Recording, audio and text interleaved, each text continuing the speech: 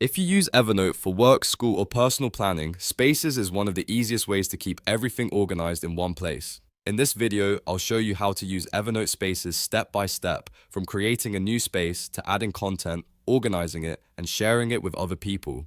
If this tutorial helps you, please hit the like button and subscribe for more simple software guides like this. Alright, let's get started. First, sign into your Evernote account. Once you're inside Evernote, look at the left sidebar. You should see a section called Spaces. Click on Spaces to open it. This is where Evernote lets you group related notes and notebooks together. So instead of hunting through your account, you can keep project files, team notes, and reference material in one dedicated area. Now, let's create your first space. Click the New Space button. Evernote will ask you to name it, so type in something clear and easy to remember. For example, you could call it Marketing Team, Project Alpha, Weekly Planning, or anything that matches what you're using it for. The key is to choose a name that instantly tells you what belongs inside. After that, click Create, and your new space will be ready. Next, let's add notes and notebooks into the space. Open the space you just created, then click Add Content. From here, you can start bringing in the information you want to keep together. You might add existing notes, create new notes, or include notebooks that are related to the same topic. If you're building a project space, this is a great place to store meeting notes, task lists, research, and reference documents all together. When you create notes, make sure the titles are clear and specific so they're easy to identify later. Once your content is inside the space, take a moment to organize it. Arrange your notes and notebooks in the order that makes the most sense for you. For example, you could put important planning notes at the top, reference material in the middle, and supporting notes at the bottom. Keeping related information together makes it much easier to stay focused and find what you need quickly.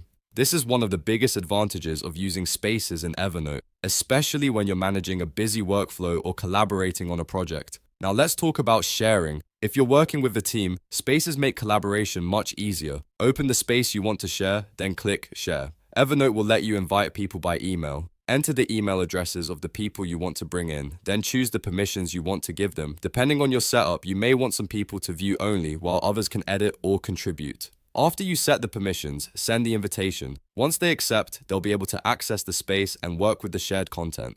A good tip is to keep each space focused on one topic or project. That way, it stays clean, searchable, and useful over time. Instead of mixing unrelated notes together, create separate spaces for separate goals. For example, one space for personal planning, one for business notes, and one for a specific client or project. This structure makes Evernote much easier to manage, especially as your library grows, and that's the basic workflow for using Evernote Spaces. You sign in, open Spaces from the sidebar, create a new space, add your notes and notebooks, organize everything in a way that makes sense, and share it when you need to collaborate.